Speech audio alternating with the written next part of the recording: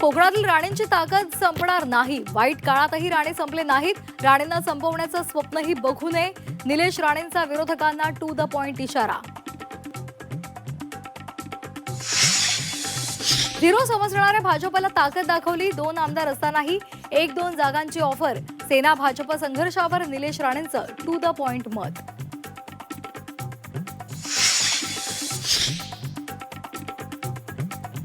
एकनाथ शिंदेंमुळेच भाजप सत्तेमध्ये. देसाईंकडून भाजपला सत्ता स्थापनेची आठवण. विसंवाद होणार नाही याची काळजी घ्या. दरेकरांचा शंभूराज देसाई यांच्यावर पलटवार.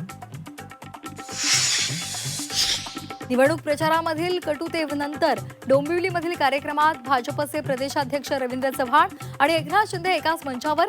स्वतः पुढाकार घेत रवींद्र चव्हाण यांची शिंदेंशी चर्चा, तर खासदार श्रीकांत शिंदेंचेही चव्हाणांशी हस्तांदोलन.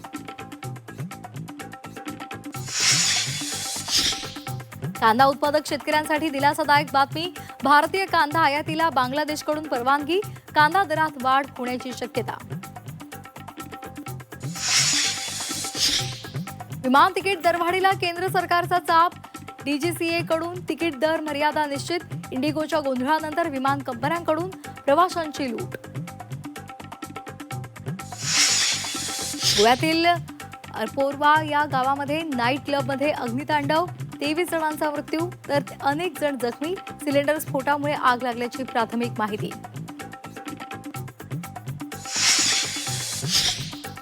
मुंबईसह महाराष्ट्र पुन्हा गारठणार. आजपासून थंडीचा कडाका वाढणार. बहुतांश भागात पारा 6 ते 7 अंशापर्यंत घसरण्याची शक्यता.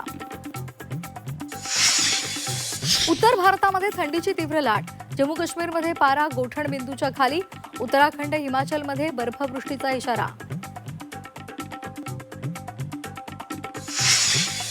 नाठाळच्या सुट्टीनिमित्तानं कोकण रेल्वेच्या 3 विशेष गाड्या धावणार.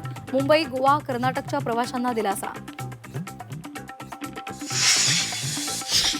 विशाखापट्टणममध्ये वनडेमध्ये भारताचा शानदार विजय.